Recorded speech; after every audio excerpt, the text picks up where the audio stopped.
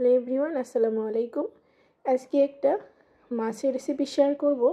এটা হচ্ছে দেশি কই মাছ। এই রেসিপিটা যদি এভাবে করা যায় খেতে কিন্তু অনেক ভালো লাগে।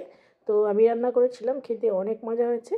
এ কারণে আমি আমার শুভাকাঙ্ক্ষীদের কাছেও শেয়ার করছি ভিডিওটা। মাছের পরিমাণ হচ্ছে হাফ কেজির মতো দেশি কই মাছ ধুয়ে পরিষ্কার করে নিয়েছি। এখন এটা ম্যারিনেট করব, তাই দিলাম লবণ 1 চামচের মতো আর হাফ চামচের কম হলুদ দিয়ে ভালোভাবে মেখে রেখে দেবো 2 থেকে 3 মিনিট, বা না রাখলেও হয়। চুলে এখন ফ্রাই প্যান দিয়ে এটা একটু হালকা ভেজে নেব। তাওয়া গরম হয়ে গেছে, একটু বেশি করে সয়াবিনের তেল দিলাম। তেলটা গরম হয়ে গেছে, মাছগুলোতে এক এক করে আমি দিয়ে দিলাম। কই মাছ বেশি ভাজা যাবে না, তাহলে কিন্তু মাছগুলো আবার ব্যাকা হয়ে যাবে, মানে কুচকে যাবে। 2 থেকে 3 মিনিট মাছগুলো উল্টে পাল্টিয়ে ভেজে নিয়েছি, তারপর চুলা থেকে নামিয়ে নিলাম।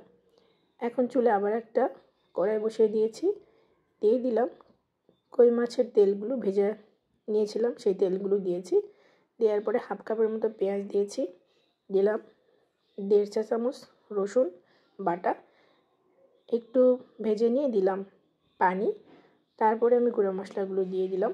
1 চামচ হলুদ গুঁড়া, 1 চামচ একটু বেশি মরিচ গুঁড়া আর 1 চামচ জিরা গুঁড়া।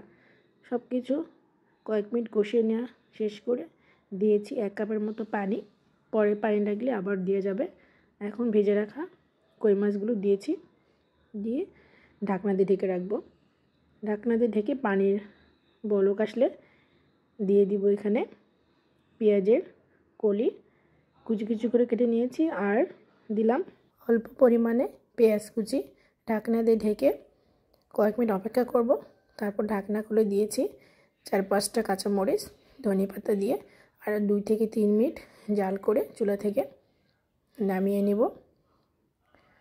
এখন এই গরম ভাতের সাথে পরিবেশন করব। দেশি কই মাছের সাথে পেঁয়াজের কলি দিয়ে প্রথম রান্না করেছি। প্রথমবার খেয়েই সত্যি অনেক ভালো লেগেছে, সে কারণেই আমি আপনাদের কাছে ভিডিওটা শেয়ার করলাম। আশা রাখি আপনাদেরও অনেক ভালো লাগবে। বাসায় অবশ্যই ট্রাই করবেন। এটা খেতে অনেক সুস্বাদু হয়েছিল। সবাই ভালো থাকবেন। আল্লাহ হাফেজ।